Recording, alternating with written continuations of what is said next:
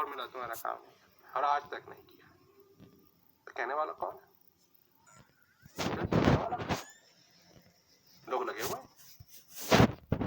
सचमुच में जो उदाहरण दिया कि चक्की चल रही, दिन रात की चक्की चल रही, ख्यालों की चक्की चल रही, बातों की चक्की चल रही, ऐसा होना चाहिए ये चक्की चल रही, समय की चक्की चल रही, और उसमें सब पिस रहे, धीरे धीरे धीरे धीरे सब पिस रहे। परंतु ये कहने वाला, ये समझने वाला कोई नहीं है। तुम्हारा अपना क्या अनुभव है? जो मेरे से ये पूछे कि मेरा क्या अनुभव है, जो मेरे से ये पूछे कि तुमको किस चीज की प्यास लगी। पानी पानी पानी पानी पानी पानी चिल्लाने वाले तो बहुत है, तो जो मेरे से आके पूछे कि तुमको किस चीज की प्यास है, क्या तुमको शांति की प्यास है, क्या तुमको उस आनंद की भूख है? क्योंकि दुनिया भर में बोर्ड लगाने वाले बहुत हैं जो ये कहते हैं तुमको इसकी जरूरत है, तुमको इसकी जरूरत है, तुमको इसकी जरूरत है। ये बताने वाले अब जहां भी जाओ यही मिलेंगे। दुनिया भर के लोग ये कहने के लिए तैयार है तुमको इस चीज की जरूरत है, तुम्हारे साथ ये होना चाहिए, तुमको ऐसा होना चाहिए, तुमको ये पहनना चाहिए, तुमको ये करना चाहिए, तुमको वो करना चाहिए। परंतु ये पूछने वाला कि तुमको किस चीज की जरूरत है। बाहर तो सारी चीजें बदलेंगी, पर तुम्हारा हृदय क्या है? तुम अपने जीवन में क्या चाहते हो? ये बताने वाला है कि तुमको ऐसा होना चाहिए, तुमको ऐसा होना चाहिए, तुम्हारा ये व्यवहार होना चाहिए, तुम्हारा ये व्यवहार होना चाहिए, जैसे तो बहुत है। तो ये पूछने वाला कि तुम क्या चाहते हो, ये याद दिलाने वाला कि तुम एक दिन था कि जब तुम नहीं थे, आज हो, और एक दिन होगा जब तुम नहीं होगे। ना ये बुरा है ना ये अच्छा है, और तुम्हारे अंदर ये श्वास आ रहा है और ये श्वास जा रहा है। ये पूछने वाला कि क्या तुमने इसको अपनाया, ये पूछने वाला कि क्या तुमने अपने जीवन के अंदर जो तुम्हारे अंदर शांति है, क्या तुम इसको जानना चाहते हो? क्या तुम इसको जानना चाहते हो? ये पूछने वाला। और अगर तुम चाहते हो, तुम चाहते हो, नरक की धमकी देने वाला नहीं, स्वर्ग का लोभ देने वाला नहीं, तो पूछने वाला क्या तुम चाहते हो? और अगर चाहते हो तो ये सपना भी तुम्हारा संभव हो सकता है, हो सकता है। और अगर ये बात मैं समझ गया, मैं धन्य हूं, मेरी जिंदगी धन्य है। क्योंकि सबसे पहले तो किसी ने, एक ने कम से कम आके पूछा, जबरदस्ती नहीं, किसी ने मेरी भलाई के लिए, क्या मेरा रिश्ता है उसके साथ मेरे को नहीं मालूम, कौन है वो मेरे को नहीं मालूम, और किस शब्द से उसको पुकारूं मेरे को नहीं मालूम। उसको गुरु कहूं, क्या मैं सचमुच में समझता हूं कि गुरु क्या है? नहीं। उसको मार्गदर्शक कहूं, वो भी छोटा है। ज्ञानदाता कहूं, तो भी छोटा है।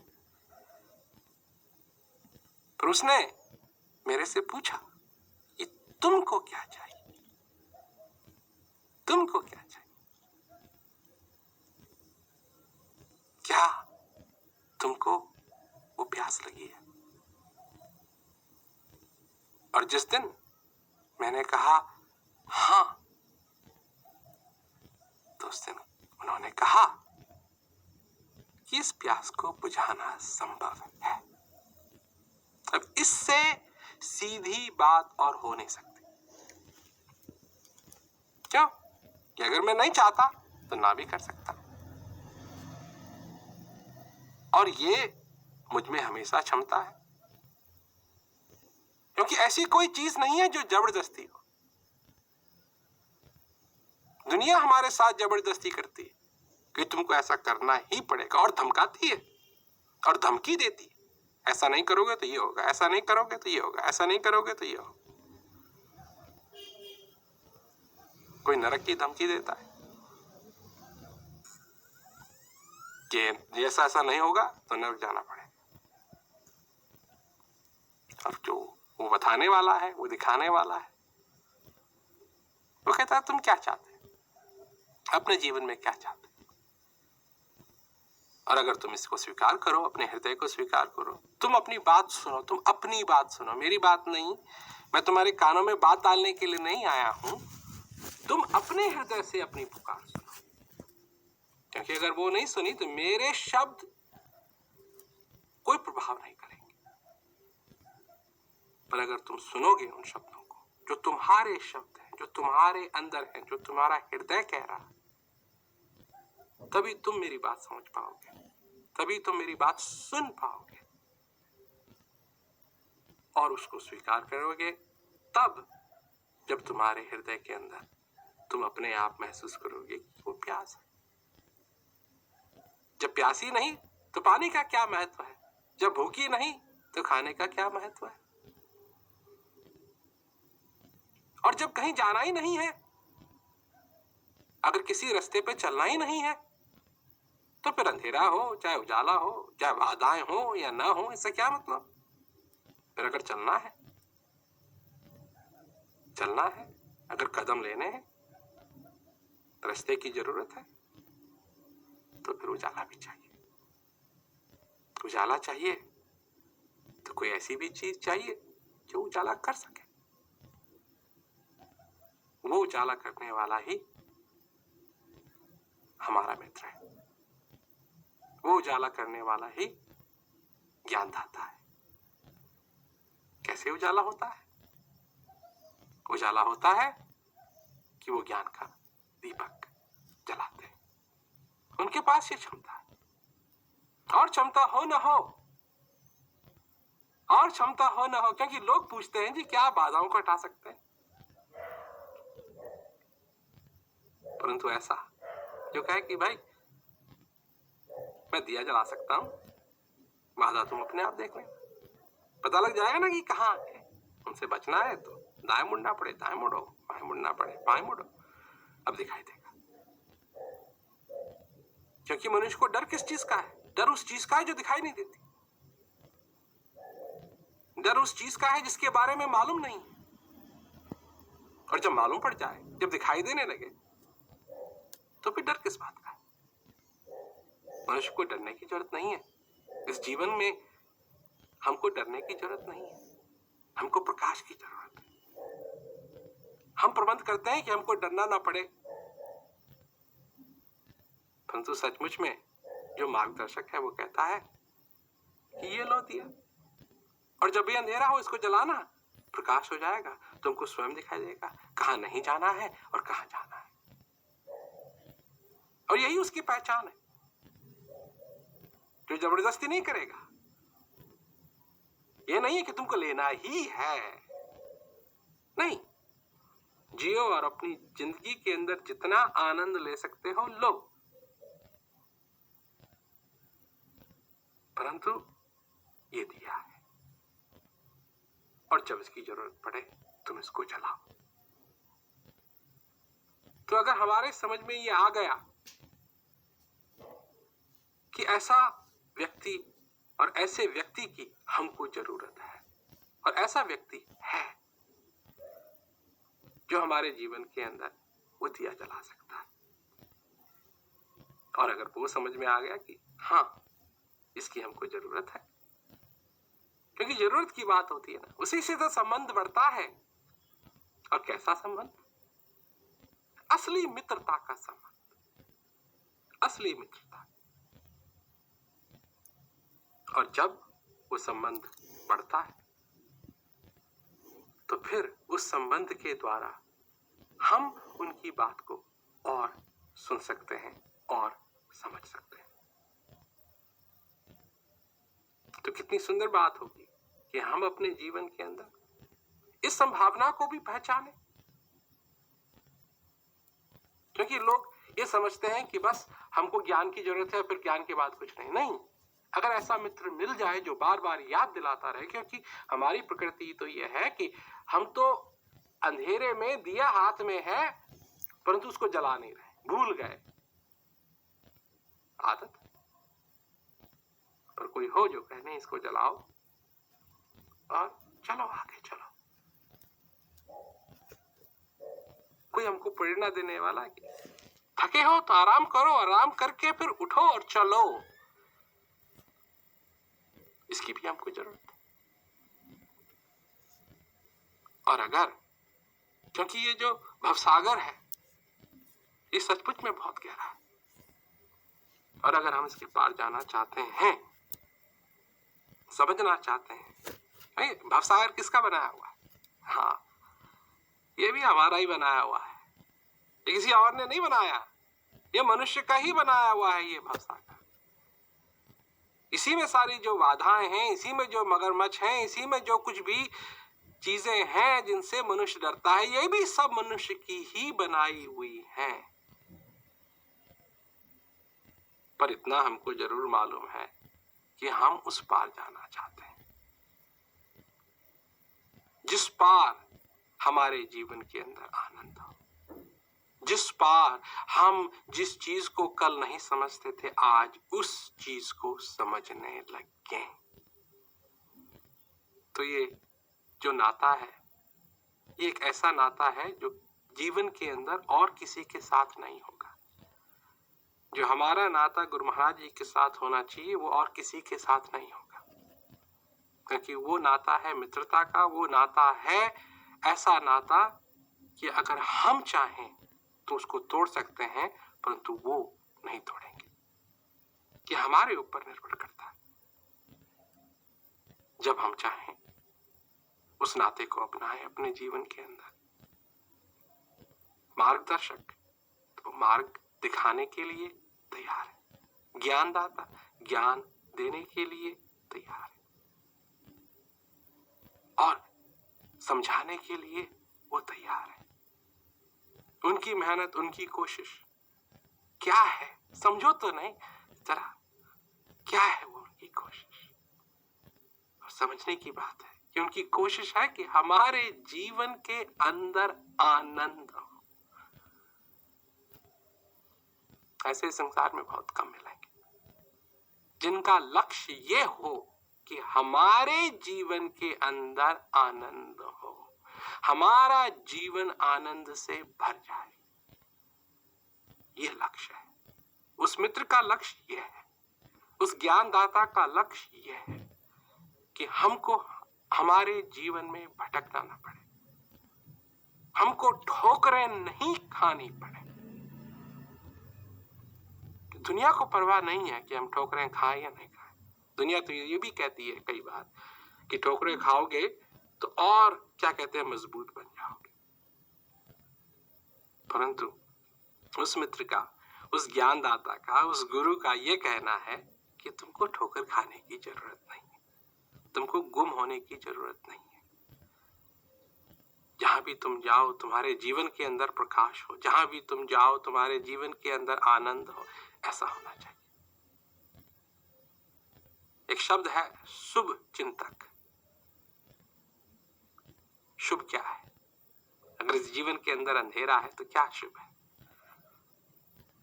और अगर इस जीवन के अंदर प्रकाश है तो वो शुभ ही शुभ है।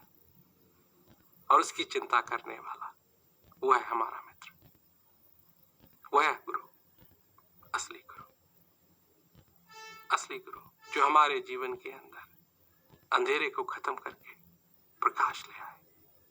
गुनाम अंधकार, रूनाम प्रकाश, जो सचमुच में हमको अंधेरे से प्रकाश में ले आए। जिसका चिंतन ये है, जिसका चिंतन ये है, उसकी हमको जरूरत है, और आज ही नहीं जीवन भर उसकी जरूरत रहेगी, जीवन भर उसकी जरूरत रहेगी। और चाहे हम कुछ भी कोशिश कर लें, अगर हमारा हृदय उस बात को नहीं मानता है तो नहीं मानता है, परंतु जो असली मार्गदर्शक है वो खुद कहेगा कि तुम अपने हृदय की बात सुनो।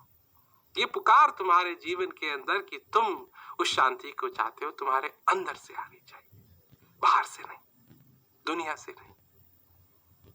बार बार याद दिलाने वाला कि उस आनंद को कल्पना से नहीं, अपने हृदय से पकड़ो। कल्पित आनंद तो आज है, कल नहीं रहेगा। ये कल्पना का चक्कर है ना, परंतु ये कल्पित चीज नहीं है।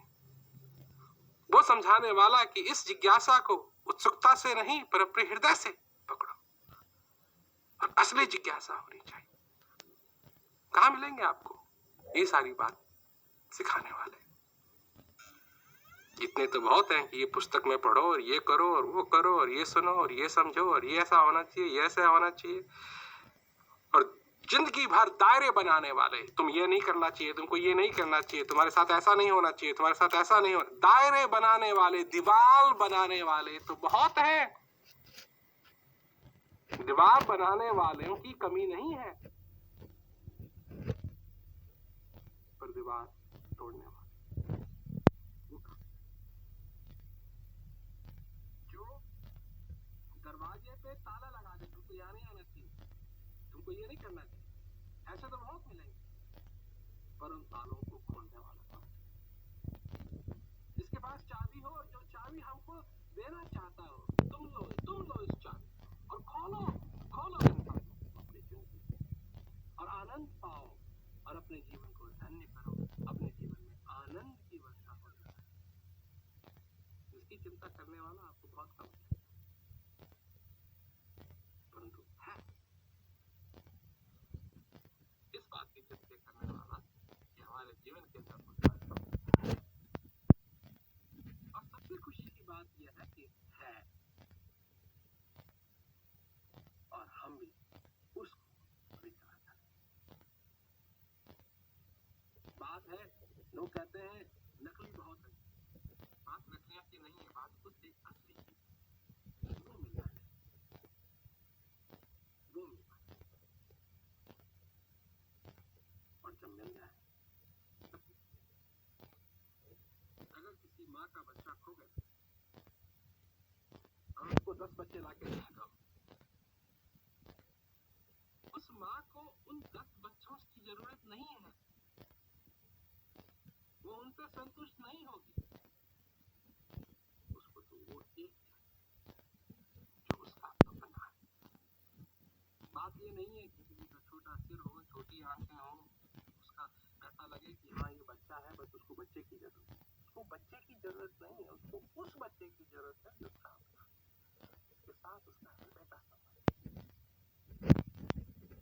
जो दादी के साथ, ज्ञानदाता के साथ वैसा ही संबंध है, वैसा ही संबंध। और सबसे सुंदर संबंध जो याद दिलाता है, जो बार बार याद दिलाता है, जिसका एक ही चिंतन हो कि हमारे जीवन के अंदर प्रकाश ही प्रकाश, इसका ये चिंतन हो कि हमारे जीवन के अंदर आनंद ही आनंद। अगर उनको हमें अपने जीवन में स्वीकार कर लिया तो हमारे जीवन के अंदर क्या क्या संभावना है आगे, क्या क्या चीजें पूरी है, उनकी पहचान मन नहीं कर सकेगा, उनकी पहचान उस प्यास की पहचान हृदय कर। और जब वो अपना ज्ञान रूपी भोजन कराएंगे तो उसका एहसास हम करेंगे कि भूख मिटी। जब वो अपना ज्ञान रूपी पानी देंगे हम एहसास करेंगे कि प्यास मिटी या नहीं। ये हम पे हमेशा निर्भर करेगा, पर वो संबंध की जरूरत है, वो चीज चाहिए। उसके बिना, उस मार्गदर्शक के बिना हम भटकते रहेंगे। ये अच्छी बात है, ये बुरी बात है, इसमें ना अच्छाई है ना बुराई है, ये तो है, ये तो है, और वह भी है जो इस जीवन के अंदर प्रकाश ला सकता है। तो इस संबंध को बनने दो और अपने जीवन को आनंद से भरने दो।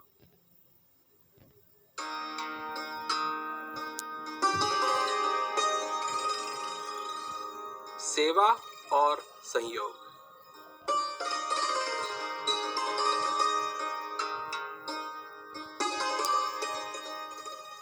जब किसी चीज से प्रेम होता है या किसी से प्रेम होता है तो हम किसी न किसी रूप में अपने हृदय की भावनाओं को प्रकट करना चाहते हैं। ये स्वाभाविक बात है। और जब ये हृदय आनंद से भरता है, जब इस जीवन में हम उस आनंद का अनुभव करने लगते हैं, तो ये भी एक स्वाभाविक बात है कि हम अपने उस आनंद को, उस प्रेम को किसी न किसी रूप में व्यक्त करना चाहते हैं। तो इस ज्ञान की दुनिया में वो कैसे व्यक्त होगा? इस ज्ञान यात्रा में वो भाव किस प्रकार से हम प्रकट कर सकते हैं? तो उसके लिए एक सेवा है, और सेवा हमको उन उद्गारों को, उन भावों को प्रकट करने का एक माध्यम है। परंतु जो कुछ भी हम करें, क्योंकि जो कुछ भी हम देखते हैं, जिस प्रकार से ये ज्ञान लोगों को उपलब्ध हो, इसके लिए जो भी परिश्रम किया जाता है, वो वही लोग परिश्रम करते हैं जिनको ये ज्ञान मिला है और जो किसी न किसी रूप में अपने भावों को प्रकट करना चाहते हैं। तो ये नहीं है कि एक ही तरीका है। इन भावों को प्रकट करने के बहुत सारे तरीके हैं, परंतु असली बात यह है कि ये हृदय से होना चाहिए। सेवा हृदय से होती है, सेवा समझ से होती है। ये नहीं है कि हमको कुछ करना है। कुछ करने के पीछे एक असली भाव होना चाहिए।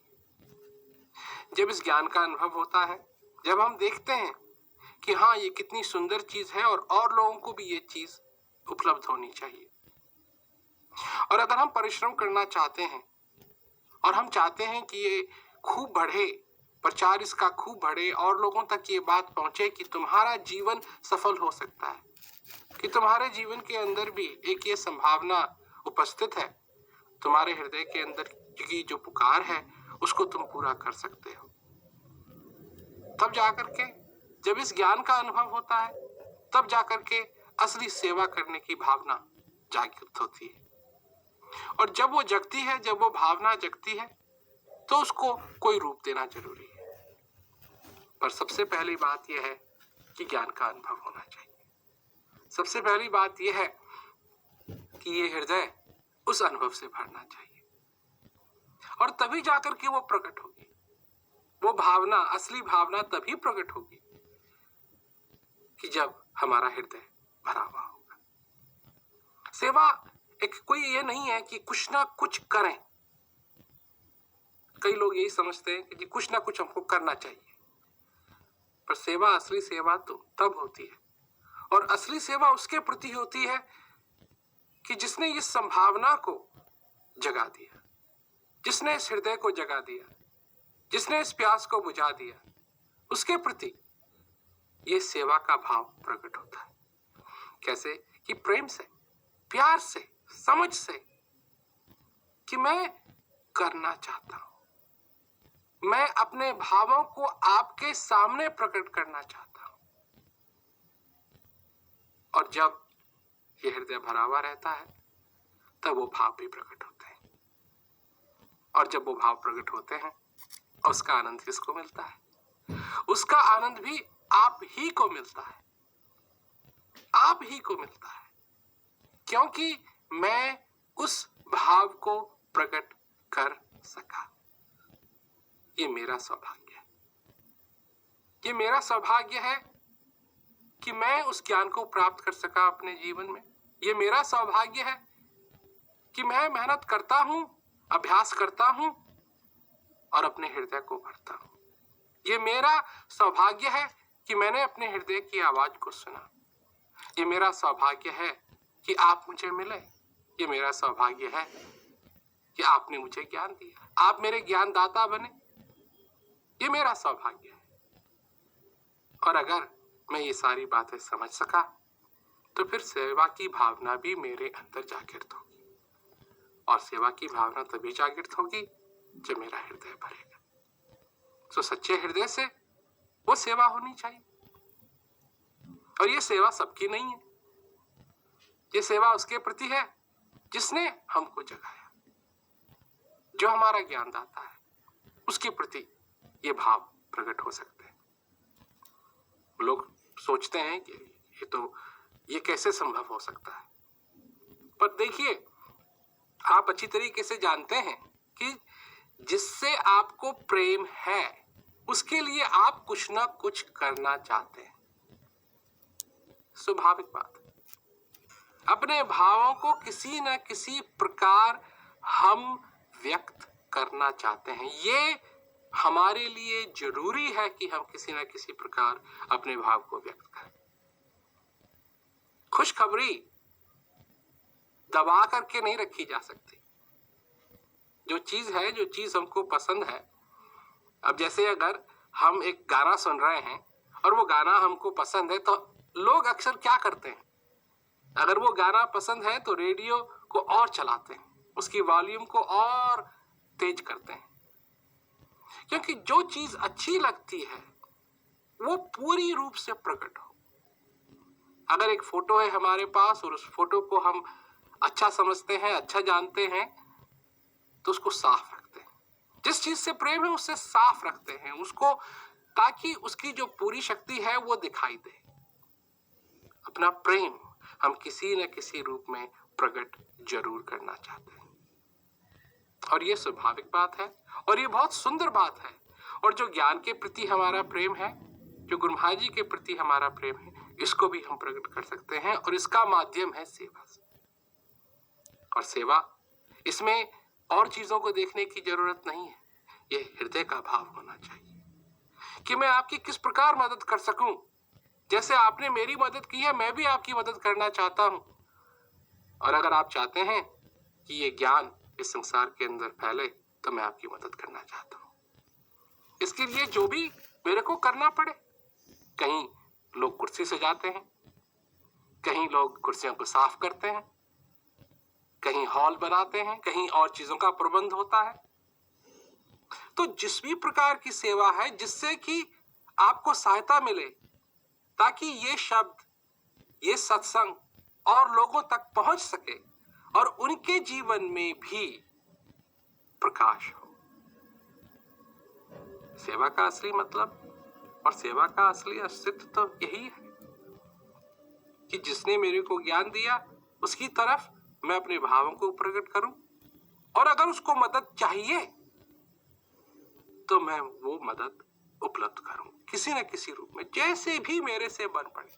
जबरदस्ती की बात नहीं है इसमें, जो मेरे से बन पड़े, जो मेरे से बन पड़े मैं करूं। पर सबसे पहले इसका भाव मेरे हृदय में उत्पन्न होना चाहिए। अगर मुझको वो आनंद नहीं महसूस हो रहा है तो ये प्रेम कैसे मैं प्रकट कर पाऊंगा।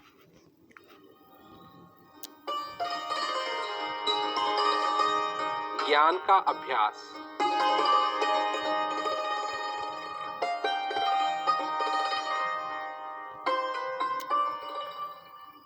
सबसे पहले सेवा के लिए सबसे पहले अभ्यास की जरूरत है। अभ्यास होना चाहिए और ये अपने हृदय के अंदर ये बात मौजूद होनी चाहिए कि हाँ, सचमुच में मेरे को वो आनंद मिल रहा है। और इस सेवा से जुड़ा हुआ है क्या? अभ्यास। इस सेवा से जुड़ा हुआ है क्या? सत्संग। और अभ्यास क्यों? अभ्यास तो जरूरी है। कई लोग हैं जो नहीं समझते हैं इस बात को। कई लोग हैं जो ये कहते हैं कि भाई हमारे पास टाइम नहीं है। भाई टाइम तो बनाने वाले ने आपको दिया है। अब अगर दुनिया भर के लोग आके वो आपसे छीन रहे हैं तो आपकी तो कोई जिम्मेवारी बनती है और आपकी जिम्मेवारी अगर कोई बनती है तो यह है कि चोर आकर के उसको छीने ना। तो ऐसा कुछ समय बचाइए जो आपके लिए हो। लोग कहते हैं ये स्वार्थ की बात तो नहीं। अरे स्वार्थ कैसे? कोई मेरे को चीज दे रहा है, मैं उसको स्वीकार नहीं करूं। अब आप सोचिए, एक आदमी रेगिस्तान में प्यास के कारण मर रहा है और कोई आता है और कहता है ये लो पानी लो, और वो जो बेचारा प्यासा है वो पानी पीने लगता है, तो स्वार्थी हो गया क्योंकि उसको प्यास लगी है और वो पानी पी रहा है। एक पानी पिलाने वाला है उसको पानी पिला रहा है, तो वो जो पी रहा है वो स्वार्थी हो गया। अरे उसको स्वार्थी नहीं कहेंगे, उसने तो एक जरूरत समझी है अपनी जिंदगी के अंदर। स्वार्थ तो तब होगा जबकि मैं कोई ऐसा काम करूं जिससे और किसी को नुकसान हो, पर जिस समय को मैं बचा रहा हूं वो बनाने वाले ने मेरे को दिया, और अगर मैं उसको बचा लूंगा तो मेरा हृदय गदगद होगा। जिसके लिए मेरे को ये जन्म मिला है मैं उस चीज को पूरा कर रहा हूं, अपनी प्यास को पूरा कर रहा हूं। इसमें स्वार्थ का कोई हल नहीं बनता है, इसमें स्वार्थ का कोई विषय नहीं है, ये स्वार्थ के लिए नहीं है। ये तो आपकी निजी बात है, निजी समझ होनी चाहिए कि मैं बैठ करके कैसा होना चाहिए समय अभ्यास के लिए। ऐसा समय होना चाहिए अभ्यास के लिए जिसमें मैं आराम से बैठ करके और एकाग्र रूप से अंदर की तरफ जा करके उस आनंद का अनुभव करूं। ये नहीं है कि विचार की मक्खियां भिनभिना रही हैं सभी, कल्पना की मक्खियां भिनभिना रही हैं सभी, ध्यान मेरा कहीं और जा रहा है और मैं कोशिश कर रहा हूं अंदर बैठ करके उस आनंद को लूं। ये तो संभव नहीं है। अगर समय निकालना है तो ऐसा समय निकालना है कि मैं आराम से चैन से बैठ ये कर। देखिए, जब सोने का समय आता है तो हम क्या करते हैं? हम यही करते हैं, ऐसी जगह का प्रबंध करते हैं जहां आराम से चैन से सो सकें। क्यों? कि अगर रोड के बीच में जाके सोने की कोशिश करेंगे तो कारें आएंगी, हॉर्न बजाएंगी और हम फिर जग जाएंगे। तो अगर बैठ करके जिस ज्ञान का अनुभव करना है, अभ्यास करना है, उसके साथ भी ऐसा ही होना चाहिए। ऐसा समय हो, ऐसी जगह हो जहां और लोग हमको तंग न करें, हम आराम से बैठ करके, ठाट से बैठ करके अभ्यास करें। लोग पूछते हैं क्या रोज करना है? ये प्रश्न तो आपकी जबान पे होना ही नहीं चाहिए, क्योंकि प्रश्न ये नहीं है। प्रश्न मैं पूछता हूँ, जो भी ये प्रश्न पूछते हैं कि क्या हमको रोज करना चाहिए, मैं उनसे एक प्रश्न पूछता हूँ कि तुमको जो जिंदगी मिली है और 1 घंटा जो तुम उसमें बचा सकते हो, तुमको बचाना चाहिए या नहीं बचाना चाहिए? क्योंकि जो निकल गया हाथ से वो तो वापस आएगा नहीं। जो आनंद निकल गया, जो समय निकल गया, वो तो वापस आएगा नहीं। अब उस समय को तुम बचाना चाहते हो अपने लिए या नहीं बचाना चाहते हो अपने? प्रश्न तो ये है। ठीक है, तो कभी कोई ऐसी परिस्थिति आई कि तुम नहीं कर सके, कोई बात नहीं, परंतु कोशिश तो करो। अपनी तरफ से कोशिश तो कर सकते हो, और जो कर रहे हो अपने हृदय के लिए कर रहे हो। दुनिया के लिए तो सब कुछ करते रहते, सुबह से लेकर शाम तक। अरे क्या समझाया जा रहा है यहाँ? ये समझाया जा रहा है कि तुम चक्की पीस रहे हो और चक्की में पिस भी रहे हो, पीस भी रहे हो और पिस भी रहे हो। थोड़ी देर बैठ करके उसका ध्यान करो जो तुम्हारे अंदर, उसका आनंद लो जो तुम्हारे अंदर। 4 क्रियाएं हैं, अगर 15-15 मिनट भी उनको किया, उनका अभ्यास किया, तो 1 घंटा बनता है। 1 घंटे का ही पता है कितने घंटे बिता दिए तुमने इंतजार करते करते।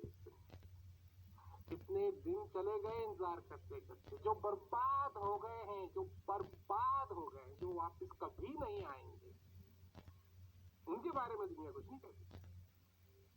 जो दिन तुम्हारा बर्बाद हो गया है उसके बारे में दुनिया कुछ नहीं कहती। जो दिन तुम्हारा इस दुनिया ने बर्बाद कर दिया उसके बारे में कुछ नहीं कहती। और मैं बर्बाद करने के लिए नहीं कह रहा हूं, मैं कह रहा हूं बचाने। तो बचाओ और अपने हृदय की पुकार सुनो। हृदय कहेगा तो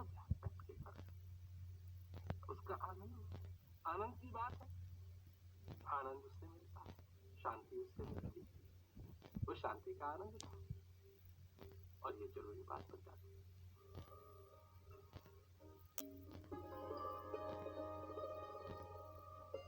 सत्संग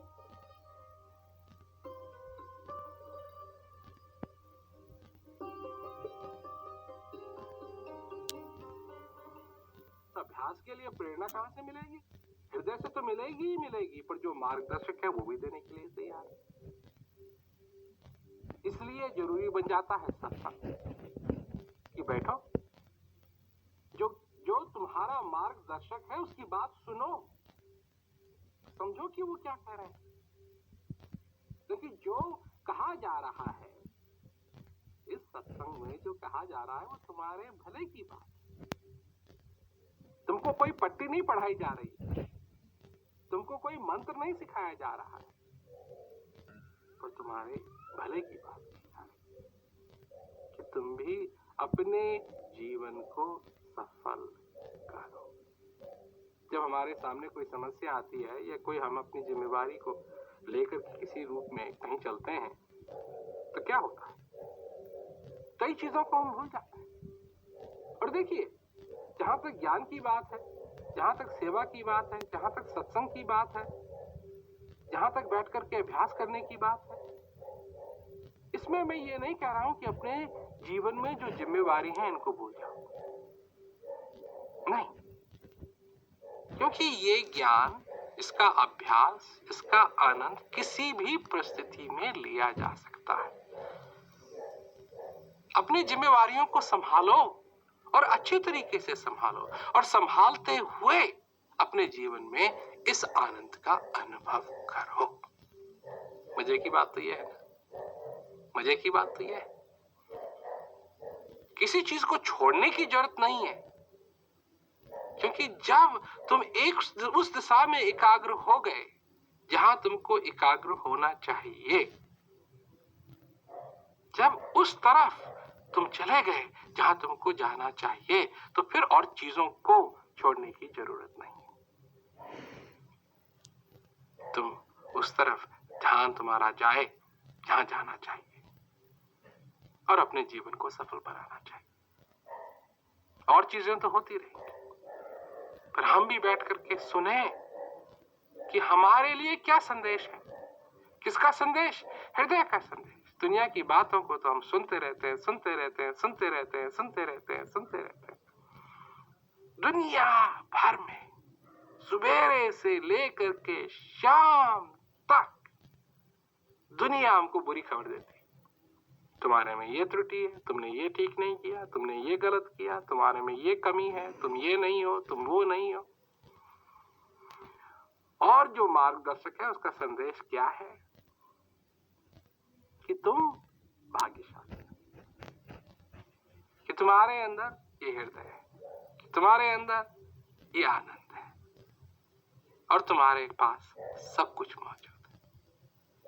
क्या सुनना चाहोगे तुम? कि तुम्हारे में कितनी गलतियां हैं, तुम्हारे में कितनी कमी है,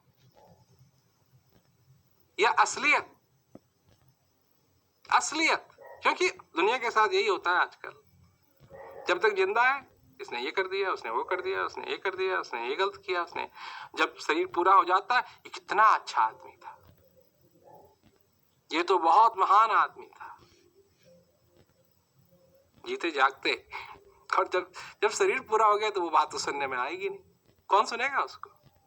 जो जीवित है उनके लिए कहा जा रहा है कि अच्छा आदमी था। और अगर तुम जीते जागते अच्छी खबर सुनना चाहते हो तो उस संदेश को सुनो।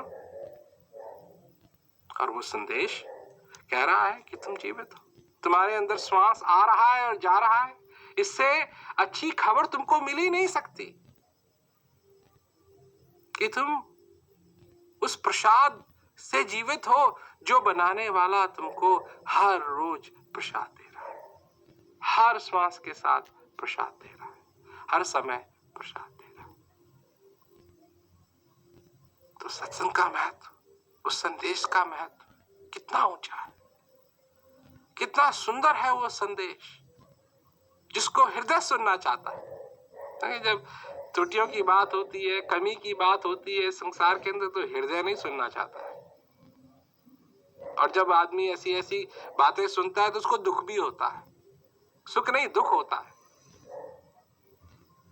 परंतु जब ऐसा संदेश आता है कि तुम जीवित हो, जब ऐसा संदेश आता है कि तुम धन्य हो, तुम्हारे अंदर श्वास आ रहा है, जा रहा है, यही बनाने वाले की कृपा है जो तुमको आके हर समय छू रही है, छू रही है। ये झूला चल रहा है, श्वास का झूला चल रहा है, और इसको चलाने वाला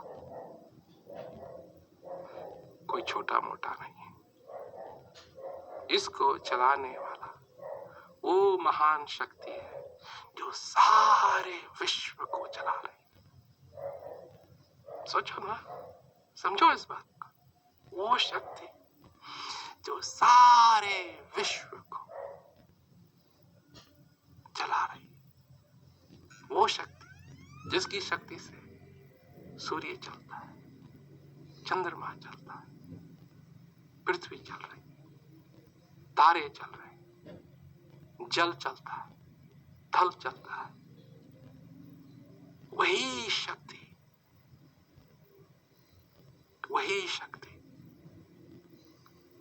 इस झूले को चला रही है, वही इसको धक्का मार रही है, और इस झूले में तुम विराजमान हो, तुम बैठे हुए हो।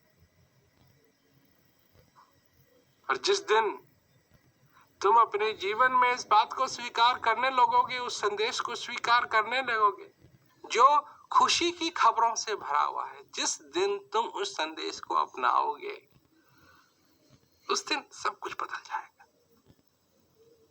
जिस नजर से हम देखते हैं, हे भगवान तूने ऐसा क्यों किया, तूने ऐसा क्यों किया, तूने ऐसा क्यों किया, उस दिन उस नजर से नहीं देखेंगे। जब उस संदेश को सुनना शुरू करेंगे, जब उस संदेश को अपने हृदय तक जाने देंगे, तो अंदर से आवाज लिखने की, ये नहीं कि तूने ऐसा क्यों किया, ऐसा क्यों किया, ऐसा क्यों किया, बन जो आवाज निकलेगी वो ये कहेगी कि प्रभु तुम धन्य हो, और धन्यवाद तुम्हारा कि तुमने मेरे को ये जीवन दिया।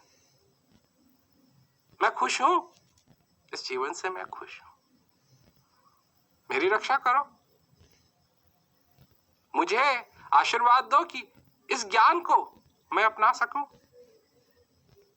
और मैं उस प्रेम को व्यक्त कर सकूं, और बैठ करके मैं उस ज्ञान का अभ्यास करूं, ताकि मैं अपने हृदय को भर सकूं, आपके आनंद से भर सकूं, परमानंद से भर सकूं। ये महत्व है ना सेवा का, ये महत्व है ना सत्संग का, और ये महत्व है बैठ के अभ्यास करने का। और जब हम अभ्यास करेंगे और आनंद आएगा, और आनंद आएगा, और अभ्यास करने की इच्छा होगी। क्योंकि इसको बोझ के रूप में नहीं लेना है, ये बोझ नहीं है, ये तो आशीर्वाद है कि हमको ये मौका मिला कि हम बैठ करके इसका अभ्यास करें। सेवा का मौका, इसमें पीछे नहीं रहना चाहिए। सत्संग सुनने का मौका, इसमें पीछे नहीं रहना चाहिए, क्योंकि यह संदेश तुम्हारे लिए है, तुम्हारे लिए है, हर उस प्राणी के लिए है जो अपने जीवन को धन्य करना चाहता है। और तुम्हारे हृदय के अंदर इसको स्वीकार करने की गुंजाइश है। सिर्फ तुम्हारे लिए है ये संदेश। चाहे लाखों आदमी वहां बैठे हों, हजारों आदमी वहां बैठे हों, पर संदेश सिर्फ तुम्हारे लिए है, क्योंकि ये जिंदगी तुमको दी गई। तुम बैठे हो उस झूले पे, और जो बैठे हो उस झूले पे, तो इधर उधर मत देखो कि और कौन बैठा हुआ है वहां, और कौन बैठा हुआ है वहां, नहीं, तुम बैठे हुए हो उस झूले पे, और ये सबसे बड़ी बात है। और कोई और वो उधर बैठा हुआ है या उधर बैठा हुआ है, वो बड़ी बात नहीं है, तुम बैठे हुए हो। और वो शक्ति आकर के धक्का मार रही है, झुला रही है। झूलो, आनंद से झूलो, मजा लो उसका, झूलो, इस श्वास के झूले में झूलो। सारी बातों का निचोड़ यही है कि सत्संग की महिमा, सेवा की महिमा, अभ्यास करने की महिमा और उस ज्ञानदाता की महिमा हमारे जीवन में स्पष्ट होनी चाहिए और हमेशा स्पष्ट रहनी चाहिए। हम अपने अनुभव को लेकर के चलें, अपने अनुभव को लेकर के चलें, कहीं सुनी नहीं। कोई ये कहे हाँ जो भी सुना सब सत्संग है, नहीं। तो उस ज्ञानदाता का संदेश जो है हमारे लिए, हमारे हृदय के लिए